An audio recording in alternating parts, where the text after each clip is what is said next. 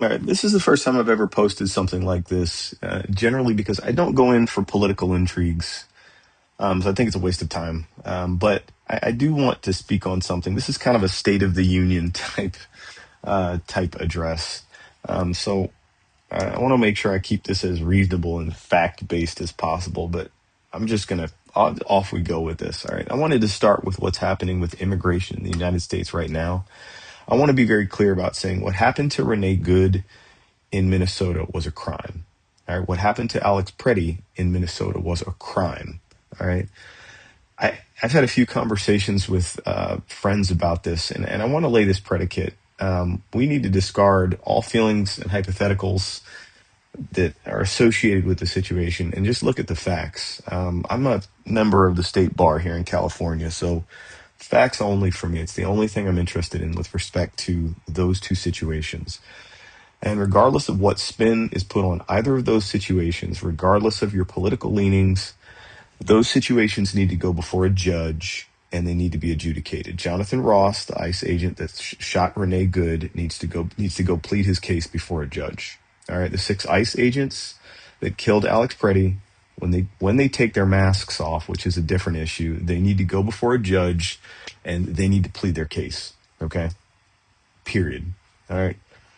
Now, for anybody that says Renee Good and Alex Preddy should not have gotten involved and this wouldn't have happened, the only thing I can say is shame on you. You've missed something so fundamental to your citizenship and your responsibility as an American that it's not right. Okay. The only thing I've heard this quote is that the only thing necessary for evil to triumph is for good men to do and say nothing. All right. Perhaps that is enough of a reason why, for you to understand why they had to be there. The concept of protest is as American as it gets, and I'm concerned that we have forgotten that the USA is a nation founded upon protest, turned violent. All right, that's about as complicated as the Revolutionary War was. All right, it was a bunch of immigrants who got tired of being oppressed and taxed by the British, and ultimately decided that bloodshed would determine the outcome. All right. So for anybody saying that maybe you shouldn't be protesting, maybe you should just blindly comply with what your government tells you to do, consider that you might be a reason that we would not be here today if we as Americans had done that. You would have been a loyalist back in 1775. I don't mean to be harsh with that, but consider that. Consider the weight of that. All right, so this loosely leads to the question of where we are in the arc of our story as the United States. In New York, they just elected a Democratic Socialist as mayor, right?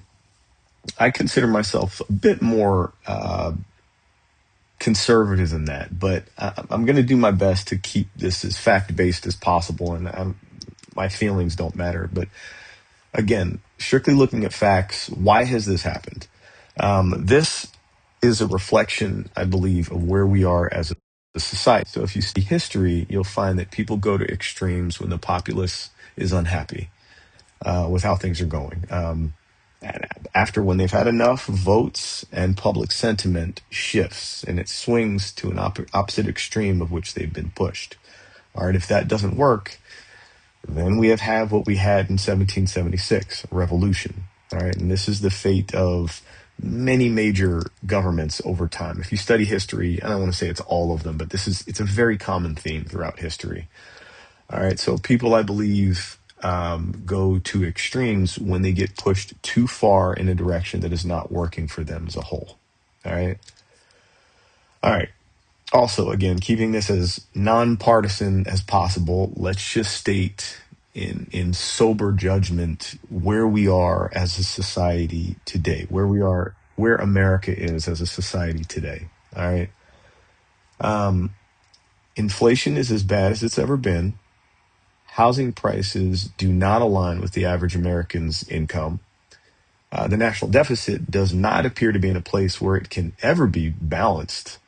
And for clarity, it's far higher than it was before the economy turned in 2008. Healthcare costs, they seem to be facilitated by what I can only see as fraud. And if you don't understand that, look into the difference in cost when you pay cash versus when something goes through healthcare companies. Um, Congress, this is another thing, insider trading. Congress, they seem to just be openly engaging in insider trading. We have Congress people that are worth $100,000, or they make $200,000 in income and are worth $400 million. All right, and perhaps probably the most concerning is that now we have a government subsidized um, group of federal agents who have been empowered to put on masks, hide their identity, racially profile minorities, and then three, detain anyone they find suspicious without cause. And if you're unclear, again, if you're unclear on that is what's actually happening, just read. All right. The very last thing, we'll talk about foreign policy. We're talking about domestic policy, but Venezuela, we have kidnapped the leader of another sovereign nation and are now signaling that we would violate international law by again by moving in on Greenland. And if you paid attention to what happened in the World Economic Forum in Switzerland, you'll understand this. And I don't know if this is puffery or what Donald Trump's plan here is, but this is chipping away at a goodwill that we had internationally, and our relations are getting damaged significantly. All right, so coming back to how all this relates to the election of Mamdani in New York. All right, so here's a point of comparison. All right, here's another country. There's another country in Europe around 1933 that elected an extremist government because things went bad there. That government was elected under the umbrella of the National Socialist Party. And the problem there was it wasn't socialism. It was National Socialism masking fascism, right? That country had, albeit for different reasons, bad inflation, a real problem with a certain ethnic minority or religious group. They also sent federally subsidized forces into the streets to indiscriminately round up anybody they believed to fit that demographic, anybody that they believe was a part of this ethnic group. And then they deported them. It started with deportations. All right. If any of this is starting to sound scary, I'm not talking about the U.S., but it sounds like we are. Yeah. The problem there is that the deportations turned into something else. So this is what we are capable of as human beings if we go too far. All right. This country also concerned themselves heavily with the affairs of other countries, as we're doing, and at first only threatening to invade and ultimately invading several of their neighbors, which ultimately led to World War II. All right. And if you don't know what I'm talking about, you will get the buzzword. Google Germany, 1933, National Socialist Party. Okay. All right. After World War II, the U.S. could have taken over any country we wanted to. All right. And we didn't. Instead, we helped build governments. Now, granted, we helped build governments that aligned with our views. True, but we didn't exercise power unethically. All right. And because of that, we had a moral currency that led to the US dollar being the world reserve currency, the world actual like financial currency. So my point is that the world trusted us. And let me be the first to say that trust in moral currency, that has run out. All right. And it's concerning where we are again in the arc of our story, because it seems like we're going down a road that burns a lot of the bridges that we have built over the last 100 years. All right.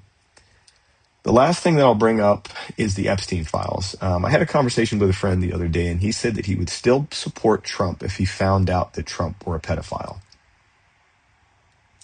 The man's in the Epstein files thousands of times. Okay. Now, for anyone that thinks this way or blindly follows leadership down this road, no words for you. All right. You are deciding that a child molester or somebody in that situation, you have decided that somebody who is guilty of child molestation by the letter of the law. You decided that somebody who has countless racism charges stemming back to the 1970s, building his real estate empire, and if you don't know about this, read, who has very poor self-control, who has enriched himself to the tune of $3 billion in the time that he's been president. His net worth has gone up $3 billion. Somebody who has an obvious commitment to self-interest, someone who has said that grabbing women by the pussy is okay when you're rich. All right. You decided that all these things weren't deal breakers. And before you follow leadership off of a cliff, please look where you're being led. All right. Consider where this road that you're on leads and whether it's a destination you want to arrive at. I